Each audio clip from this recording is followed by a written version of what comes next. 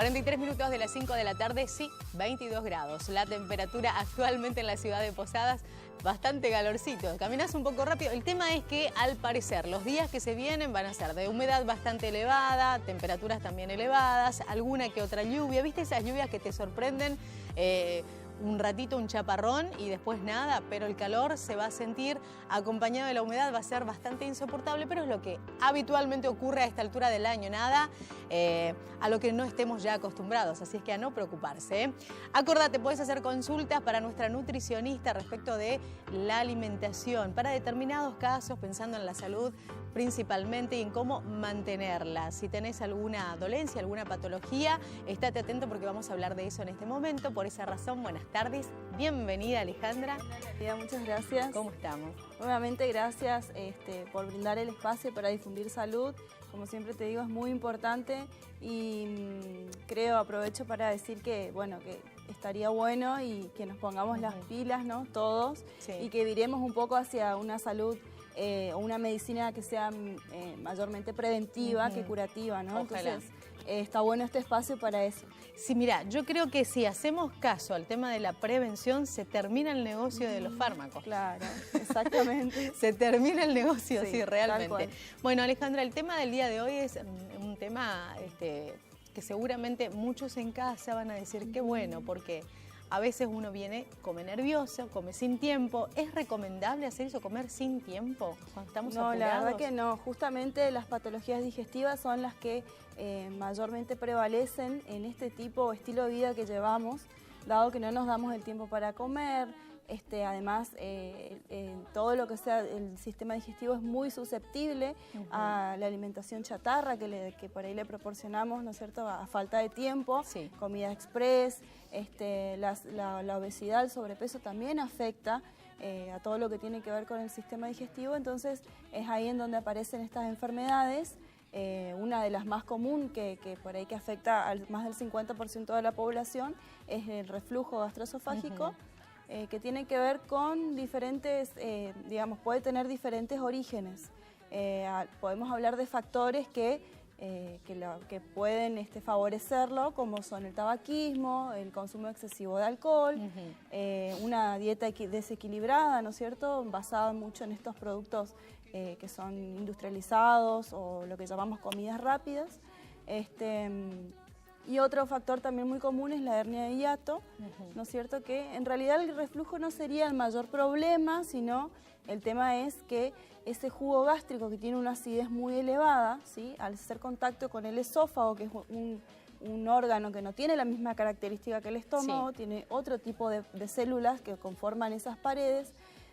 Al recibir estas células, ese reflujo muy ácido, se van muriendo, van mutando el tejido, ¿sí?, y entonces esto predispone a, por ejemplo, un cáncer de esófago o lo que llamamos esófago de Barrett, que es un esófago que se forma como si fuera una cáscara, un tejido de cicatrización que, bueno, impide el pasaje de los alimentos y, bueno, y también predispone al cáncer. Entonces es importante para toda la gente que nos está mirando que sepan que ante cualquier síntoma digestivo, sea malestar, dolor recurrente, acidez, pirosis, ¿no?, que es como esa sensación de quemazón que va desde el estómago hasta la garganta, que consulten con un especialista porque no es normal.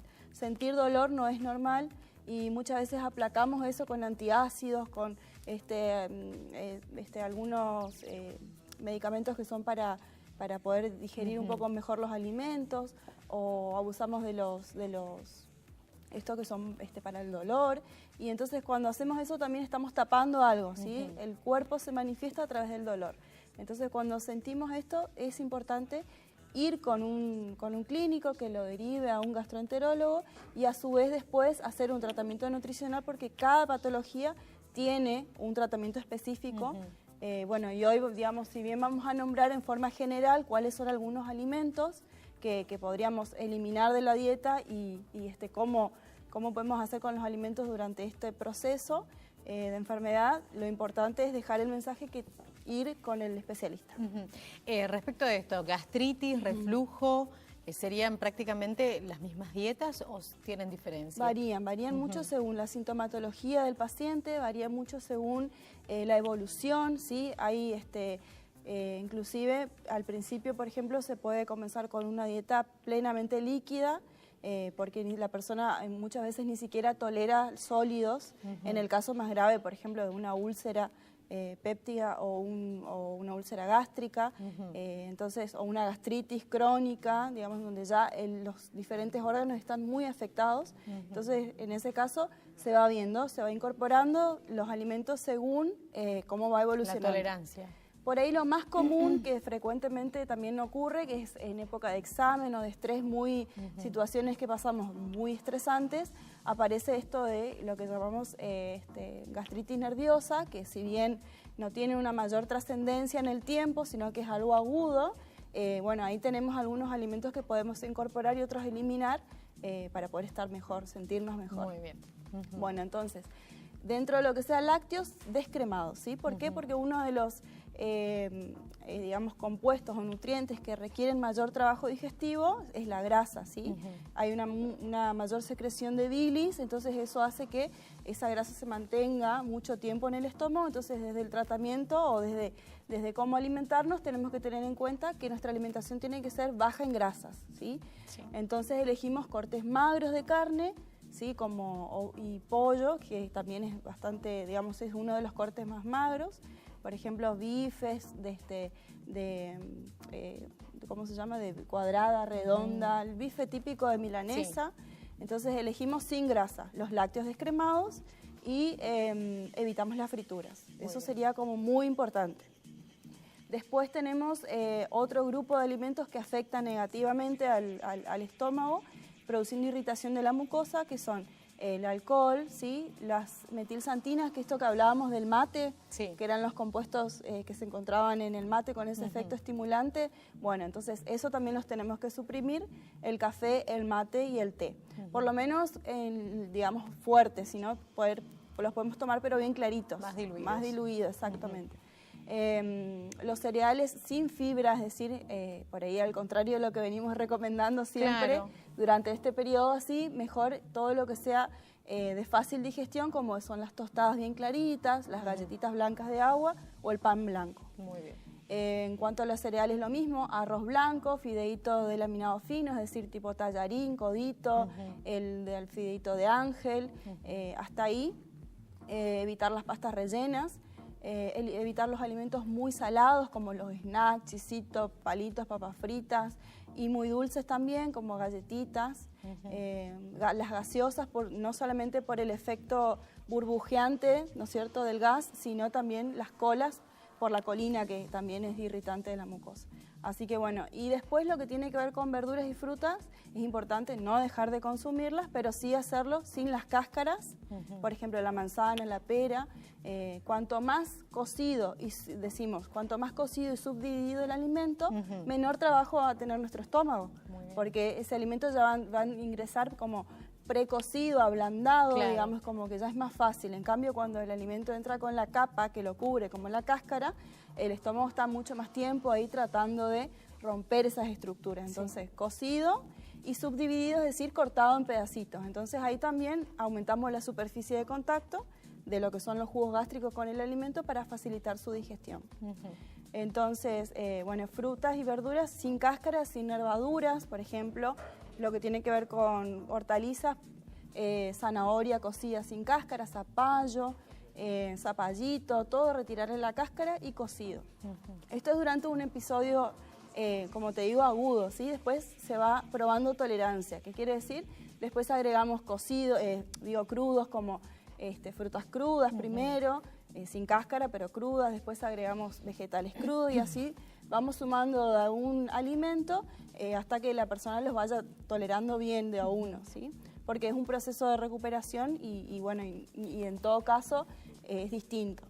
Así que, bueno, y la parte importante, como les digo, consultar con un especialista porque, bueno, es importante hacerlo bien y para no tener estos problemas más más graves, digamos. Y respecto de lo que preguntábamos hoy, cuando se está enojado, cuando se está con poco tiempo, ¿qué es recomendable hacer? ¿No comer directamente? No, nunca no comer es la solución, hay que comer algo, pero tratar de elegir las opciones más adecuadas. Por ejemplo, si yo ya sé que voy a estar toda la mañana en mi trabajo y no voy a poder salir, bueno, ya ir a la noche anterior prepararme un tapercito, tener cereales, tener a mano un yogurcito si tengo donde guardarlo en el trabajo, una fruta que siempre se mantiene sana, ¿no es cierto? Y no necesita refrigeración.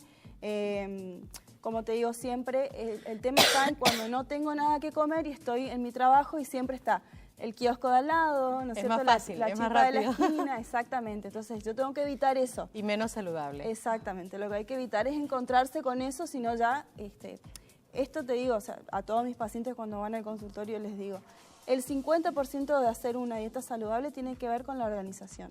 Entonces, a partir de ahí, hablamos, nos organizamos y se puede. Bueno, Alejandra, muchísimas gracias. 289950, 3764, 289950, si quieren consultar directamente con Alejandra respecto de la información que nos ha brindado en el día de hoy. Muchísimas gracias. Gracias a vos. Listos para compartir una nueva pausa aquí en Bolleré. 6 minutos, faltan para las 6 de la tarde. Hasta las 6:30 los estamos acompañando. Edición de día miércoles, últimos días del mes de junio. Se está despidiendo y con varias novedades.